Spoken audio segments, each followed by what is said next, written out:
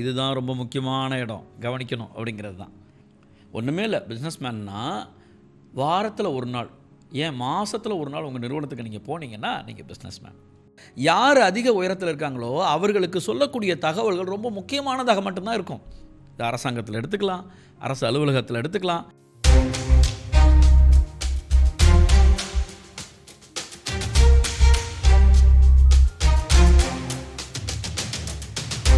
வணிகாலஜி வணக்கங்கள்.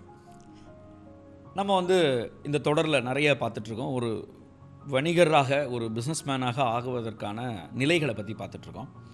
அந்த வரிசையில் ஒரு சோலோப்ரனர் ஆண்டர்ப்ரனர் ஆகிறது அப்படின்னு பார்த்தோம். ஆண்டர்ப்ரனர் எப்படி பிஸ்னஸ்மேனாக மாறுறாரு, பிஸ்னஸ்மேனோட குணாதிசயங்கள் என்ன அப்படின்னு பார்க்கணும். பிஸ்னஸ்மேனுங்கிறது தான் சொல்லுவாங்களே, இதுதான் ரொம்ப முக்கியமான இடம், கவனிக்கணும் அப்படிங்கிறது தான். இந்த ஆண்டர்ப்ரனர் பிஸ்னஸ்மேன் ஆகிறதுக்கு திண்டாடணும், ரொம்ப கஷ்டமாக இருக்கும். ஏனென்றால் அந்த பீப்புள் மேனேஜ்மெண்ட்டை தாண்டி கஷ்டப்பட்டு மேலே வந்திருப்பார்.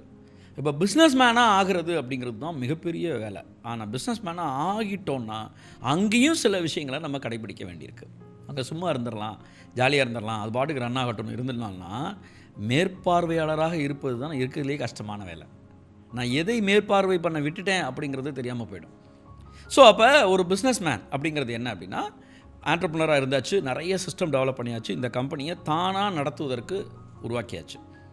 அப்போ என்னவாக இருக்க வேண்டும் என்றால், என்னுடைய அந்த ஒரு நாள் நேரம் இருக்கு இல்லையா, அந்த ஒரு பிஸ்னஸ்மேனோட மனநிலையில் என்ன நேரம் வரணும் அப்படின்னா, அந்த நிறுவனத்தின் வளர்ச்சிக்காக எவ்வளோ நேரம் ஸ்பெண்ட் பண்ணுறாரு. அவர் தான் ஹையஸ்ட் மார்க்கெட்டிங், அதாவது first marketing personal, sales personal இந்த கம்பெனியாக இருப்பார். ஒரு பிஸ்னஸ் மேன் ஆகிட்டார்னா அவர் இந்த நிறுவனத்தை வளர்க்குறதுக்கு என்ன பண்ணலாம், இன்னும் வேறு இடத்துல எங்கே பிரான்ச் போடலாம், புதுசாக பெரிய ஆர்டர் எப்படி எடுக்கிறது, இந்த கம்பெனியோட எம்ப்ளாயி ஸ்ட்ரென்த்தை அதிகப்படுத்தி இன்னும் அதோட ஆக்குறது எப்படி, இன்வெஸ்ட்மெண்ட் எப்படி கொண்டு வர்றது, இது எல்லாம் யோசிக்கிறது தான் பிஸ்னஸ் மேனோட வேலை. புதுசாக உட்காந்து மறுபடியும் உள்ளே போய் டெய்லி ஏன் லேட்டாக வந்தேன்னு கேட்குறது, இந்த மிஷின் ரிப்பேர் ஆகிடுச்சா எப்போ ரெடி ஆகும்னு கேட்குறது, இதெல்லாம் வேலை இல்லை. இது எல்லாத்தையும் பார்ப்பதற்கு ஆட்களை போட்டுட்டு வெளியில் வந்துட்டிங்கன்னா நீங்கள் பிஸ்னஸ்மேன் ஆகிட்டீங்கன்னு அர்த்தம். ஒன்றுமே இல்லை, பிஸ்னஸ்மேன்னா வாரத்தில் ஒரு நாள், ஏன் மாதத்தில் ஒரு நாள் உங்கள் நிறுவனத்துக்கு நீங்கள் போனீங்கன்னா நீங்கள் பிஸ்னஸ்மேன். சார் என்ன சார் அநியாயமாக இருக்குது, பிஸ்னஸ்மேன் சொல்ல அப்புறம் எல்லாத்தையும் சுட்டிட்டு ஓடி போயிடுவானுங்க, இல்லை எல்லாம் சரியாக நடக்காமல் போயிடும் அப்படின்னா, அதற்காக உங்களை எப்படி தயார்படுத்தி வைத்திருக்கிறீர்கள் அப்படின்னு. இன்றைக்கி டெக்னாலஜி இருக்கிற காலகட்டத்தில் இந்த பிஸ்னஸ்மேனாக இருக்கிறது ரொம்ப சுலபம்னு நான் சொல்லுவேன். ஏன் அப்படின்னா, டெக்னாலஜி அவ்வளோ சூப்பராக இருக்குது. நீங்கள் உங்கள் நிறுவனத்தின் எங்கே என்ன நடக்குதுங்கிறத ஒரு கேமராவில் பார்த்துடலாம். ஒரு டேஷ்போர்டுங்கிறதுனா, ஒரு காரில் போயிட்டுருக்கீங்க, ஒரு ஸ்பீடா மீட்டர் இருக்குது, ஸ்பீடாக போயிட்டுருக்க, காற்று கம்மியாக இருக்குது, பெட்ரோல் கம்மியாக இருக்குது, பெட்ரோல் நிறையா இருக்குது, காற்று சூப்பராக இருக்குது அப்படின்னு சொல்கிறதுக்கான என்ன நிறைய விஷயங்கள் இருக்கு இல்லையா, அது பேர் தான் டேஷ்போர்டு. அந்த காரோட நிலையை உங்களுக்கு காட்டுகிறது. இதுதான் டேஷ்போர்டுன்னு சொல்லுவோம். இந்த டேஷ்போர்டு இருக்கு இல்லையா, இந்த டேஷ்போர்டு நிறுவனத்துக்கும் உருவாக்க முடியும். இது ஆன்லைனில் இஆர்பி யூஸ் பண்ணலாம், ஏதாவது ஒரு ஆண்டர்ப்ரனர் ரிசோர்ஸ் இதுன்னு சொல்லுவாங்க இல்லையா, அது யூஸ் பண்ணலாம் ப்ரோக்ராமிங்கில். அதில் போய் இஆர்பியில் அந்த விஷயத்தில் எல்லாத்துலேயுமே அந்த மேனேஜ்மெண்ட்டில் போய் வச்சுட்டு அந்த நிறுவனத்தோட எல்லா செய்திகளையும் அதில் போட்டு அதன் மூலமாக வெளிப்படக்கூடிய அன்றாட நடவடிக்கைகளை ஒரு தொழிலதிபர் பார்த்தார்னா அது பேர் டேஷ்போர்டு. இந்த டேஷ்போர்டில் என்னென்ன இருக்கணும், நேற்றுக்கு எவ்வளோ சேல்ஸ் ஆச்சு, நேற்று வரை இந்த மாதத்தில் எவ்வளோ சேல்ஸ் ஆச்சு, நேற்று வரை இந்த வருடத்தில் எவ்வளோ சேல்ஸ் ஆச்சு, சென்ற ஆண்டு இதே தேதி என்ன சேல்ஸ் ஆச்சு, இந்த தேதியெல்லாம், இந்த டீட்டெயிலாம் டரக்னு வந்துடணும். அப்புறம் நேற்று வரை இந்த நிறுவனத்தில் எத்தனை பேர் எம்ப்ளாயியாக இருக்காங்க, எத்தனை பேர் வெளியில் போயிருக்காங்க, இதே கணக்கு தான். சென்ற ஆண்டு இந்த வளர்ச்சி விகிதத்தை பார்க்குறது. அடுத்து நேற்று வரை நாம் எவ்வளவு ஆர்டரை எடுத்து வச்சுருக்கோம், பைப்லைனில் எவ்வளோ இருக்குது, எவ்வளோ வரப்போகுது, அடுத்த ஆண்டு வரை என்னெல்லாம் நீங்கள் எதிர்பார்க்குறீங்க, அது இருக்கணும். இந்த மாதிரியான பல்வேறு விஷயங்கள், finance department, HR department, production department, எல்லா டிபார்ட்மெண்ட்டை பற்றின தகவல்கள் அதில் இருந்துக்கிட்டே இருந்தால் போதும். ஸோ அப்போ ப்ரொடக்ஷனில் நேற்று என்னென்ன போயிட்டுருக்கு, என்னென்ன நடந்துகிட்டு இருந்தது, என்ன நடக்காமல் இருக்குது, இவ்வளோ தான். இது தெரிஞ்சால் அவருக்கு போதும், ரைட்டு. அப்போ இன்னொன்று பேலன்ஸ், செக்ஸ் அண்ட் பேலன்ஸ் பார்த்துக்கணும். நமக்கு எவ்வளோ ரூபாய் கடன் இருக்குது அந்த நிறுவனத்துக்கு, எவ்வளோ ரூபாய் நம்ம பணம் நம்மள்கிட்ட கையிருப்பு இருக்குது, எவ்வளோ ரூபாய் இருந்தால் எவ்வளோ நமக்கு வர வேண்டியிருக்கு, இது தெரிஞ்சால் போதும், சூப்பராகிடும்.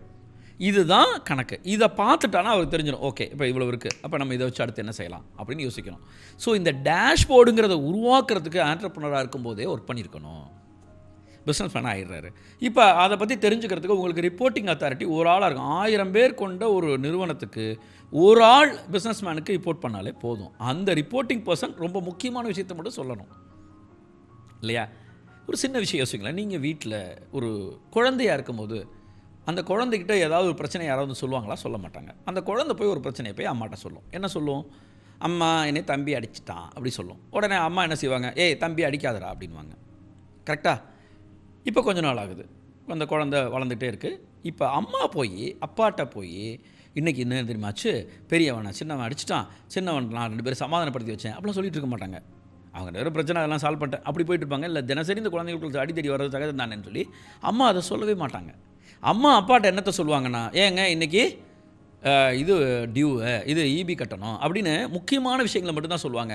தேவையில்லாத விஷயங்களை சொல்லவே மாட்டாங்க. இன்றைக்கி கீரைக்காரம்மா வந்துச்சு, நான் கீரை வாங்கினேன் அப்படின்னு சொல்ல மாட்டாங்க.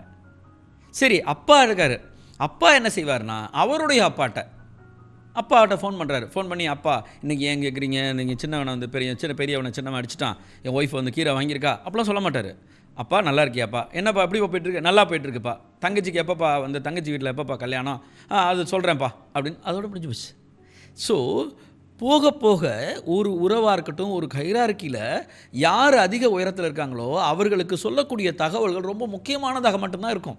இது அரசாங்கத்தில் எடுத்துக்கலாம், அரசு அலுவலகத்தில் எடுத்துக்கலாம், எங்கே வேணாலும் எடுத்துக்கலாம். அங்கே நீங்கள் பிஸ்னஸ் மேனாக போகும்போது அன்றாட நடவடிக்கைகளை பற்றின எண்ணமே உங்களுக்கு தேவையில்லை. டே டு டே ஆக்டிவிட்டி பற்றி கவலையவே பட வேணாம். ஃபயர் ஃபைட்டிங் எப்படினாலும் பண்ணிட்டு போட்டோம், எனக்கு க்ரோத்து பற்றி சொல்லு, என் டேஷ்போர்டை பார்த்து நான் மற்றெல்லாம் தெரிஞ்சுக்கிறேன்.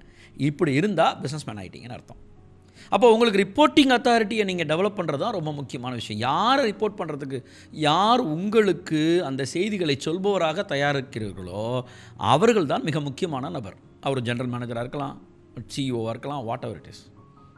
அப்போ நீங்கள் இதுக்கப்புறம் உங்களுடைய நாள் எப்படி கழிய வேண்டும் என்றால், இந்த ஒரு நிறுவனம் நடத்துகிறீங்க, இந்த நிறுவனத்தை பற்றின தகவல்கள் பார்த்துட்டீங்க. இப்போ உங்களுக்கு அதுக்கான வளர்ச்சி எங்கெல்லாம் கிடைக்கும் ஆப்பர்ச்சுனிட்டின்னு தேட ஆரம்பிக்கணும். இந்த நிறுவனத்தை நான் வந்து அகமதாபாத்தில் ஆரம்பிக்கணும்னா என்ன செய்யணும், டெல்லியில் ஆரம்பிக்கணும்னா என்ன செய்யணும், அரசாங்கத்தோட கொலாபரேட் பண்ணி நான் ஒரு ஆர்டர் எடுக்கணும்னா என்ன செய்யணும், அதற்கான நபர்களை நான் பிடிக்கணும். அப்போ your network is your net worth. இப்போ என்னை போன்ற தொழிலதிபர்களோட என்னுடைய தொடர்பை அதிகப்படுத்திக் கொள்வது தான் ஒரு பிஸ்னஸ் மேனோட மிக முக்கியமான வேலையாக இருக்கணும். தன்னை போன்ற பிஸ்னஸ் மேனோட தொடர்பு அதிகப்படுத்திக்கணும். அப்போ அதற்கான கான்ஃபரன்ஸில் கலந்துக்கணும். அதுக்காக குடும்பத்தோட நேரம் செலவிக்கக்கூடாதுன்னு இல்லை, வந்து கம்பெனிக்கே போகக்கூடாதுன்னா இல்லை, போகக்கூடாதுன்னு நான் சொல்லலை, போக தேவைப்படாத மாதிரி மாற்றிக்கொள்ளுங்கள்னு சொல்கிறேன். நீங்கள் அப்போ ஒன்றும் இல்லை, இப்போ இந்த ஒன்றை பார்த்துட்டு நான்லாம் பிஸ்னஸே போக வேண்டியதில்லை, ஏன் கேட்குற சொல்கிறாரு பற்றி இல்லை, பிஸ்னஸ்க்குனா கம்பெனிக்கே போகக்கூடாது அப்படி நினச்சிடாதீங்க. நீங்கள் அதை ப்ரிப்பேர் பண்ணிவிட்டு போங்க. ப்ரிப்பேர் பண்ணிவிட்டு போனால் உண்மையிலேயே ஒரு நல்ல பிஸ்னஸ் மேனாக மிளிர முடியும். அப்போ அந்த ஒரு கான்ஃபரன்ஸ் போகிறீங்க, அங்கே போகிறீங்க, பெரிய பிஸ்னஸ் மேனை மீட் பண்ணுறீங்க, அவர்கள் மூலமாக கிடைக்கும் தொடர்புகள் மூலமாக உங்கள் நிறுவனத்துக்கு இப்படிங்கிறதுக்குள்ளே பல ஆயிரம் கோடி பல லட்சம் ஆர்டரை எடுத்துகிட்டு வந்துடுவீங்க. ஏனென்றால் உங்கள் தொடர்பு உங்களுக்கு அதிகமான வாய்ப்புகளை வழங்கும். அதுதான் அதுக்கு நேரம் செலவழிக்கிற மாதிரி இருக்கும். குடும்பத்துக்கு நல்ல ஒரு தரமான குவாலிட்டியான நேரத்தை, தரமான குவாலிட்டியான ரெண்டு ஒன்று தான், குவாலிட்டியான நேரத்தை செலவு பண்ண முடியும். ஒரு தரமான நேரத்தை உங்களால் கொடுக்க முடியும் குடும்பத்துக்கு. அதை செஞ்சிட்டிங்கன்னா ரொம்ப வாழ்க்கை அழகாக இருக்கும். ஒரு பிஸ்னஸ் மேனாக நம்மால் பரிணமிக்க முடியும். அடுத்த வீடியோவில் அடுத்த விஷயங்களை பார்ப்போம். வாழ்த்துக்கள்.